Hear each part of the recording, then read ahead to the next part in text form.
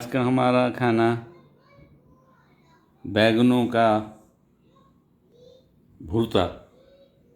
ये बैंगनों को धुनी दी गई थी कोयलों से, उसी में इसको पकाया गया था और बाद में इसको फ्राई किया गया।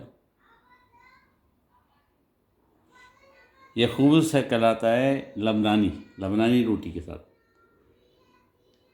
और जैतून का तेल जो मोज़रेला का है, और ग्रीक योगर्ट की रेसिपी मेरे पेज पे पड़ी हुई है।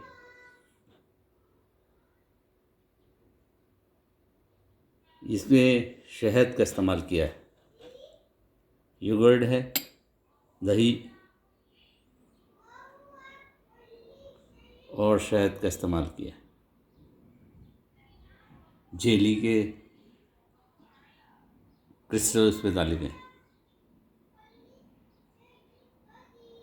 उम्मीद है आप भी बनाएंगे, उम्मीद है आपको पसंद आएगा।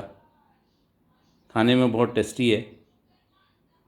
दुआ में मुझे याद रखिएगा, हो सके तो लाइक और सब्सक्राइब भी कीजिए। वीडियो रेसिपी आज ही डाल दूँगा।